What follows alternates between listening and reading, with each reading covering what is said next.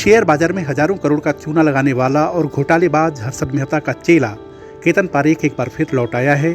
पारेख वही घोटालेबाज है जिसने साल 2001 में निवेशकों को करीब 40,000 करोड़ का चूना लगाया था और उसके बाद न केवल सेबी ने उसे 14 साल के लिए बैन किया बल्कि सीबीआई जांच में दोषी पाए जाने के बाद सजा भी पारेख ने काटी।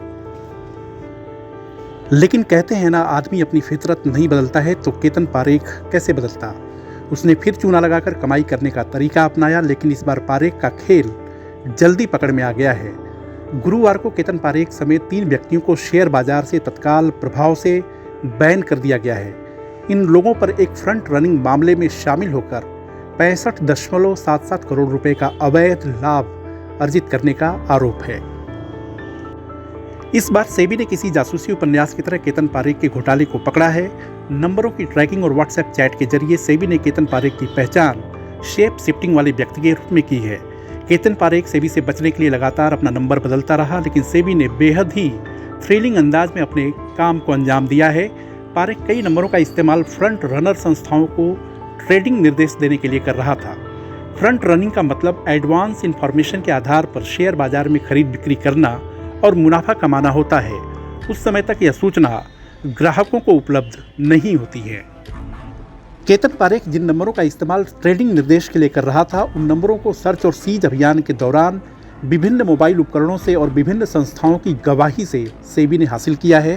केतन बचने के लिए इन उपकरणों में खुद को अलग अलग नामों से सेव किया था। नंबरों को जैक, जॉन, भाई और वेल विशर जैसे नाम से सेव किया गया था। ऐसे में सेबी ने सबसे पहले अलग अलग इंटरनेशनल मोबाइल की पहचान की और फिर IMEI नंबरों से जुड़े फ़ोन नंबरों को ट्रैक करके लिंक स्थापित किया। पेशे से सीए पारेख को इसके पहले 1998 से 2001 तक हुए शेयर बाजार में हुए हेरफेर में शामिल होने के मामले में 2008 में दोषी ठहराया गया था। उस वक्त केतन पारेख ने कम पॉपुलर और छोटी मार्केट कैप वाली कंपनियों में छोटे छोटे शेयर खरीदे, फिर अन्य व्यापारियों के साथ सर्कुलर ट्रेडिंग और बड़े इंस्टीट्यूशनल निवेशकों के साथ मिलीभगत के जरिए उनकी कीमतें बढ़ा दी। इससे शेयरों की कीमतों में भारी उछाल आया।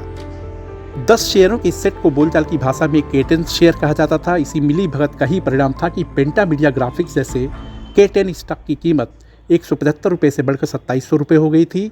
इसी तरह ग्लोबल टेली सिस्टम्स की कीमत 185 रुपये से बढ़कर 3100 रुपये हो गई थी। इसके अलावा पारेख ने ज़्यादातर ट्रेड कलकत्ता स्टॉक एक्सचेंज में किए थे, क्योंकि उस समय इसमें कोई सख्त नियम नहीं थे। उसने कुछ स्टॉक पर आर्टिफिशियल रूप से 200% का मुनाफा कमाया। जब घोटाले का पता चला तो यह करीब 40,000 करोड़ रुपए का निकला था।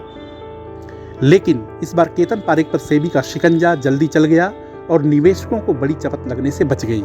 सेबी अब 67 करोड़ रुपए की वसूली के लिए उसकी और उसके साथियों के एसेट जब्त किए जाएंगे। वीडियो को लाइक, शेयर और सब्सक्राइब करें और हाँ, कमेंट भी जरूर करें। देखते रहिए इंडिया अड्डा।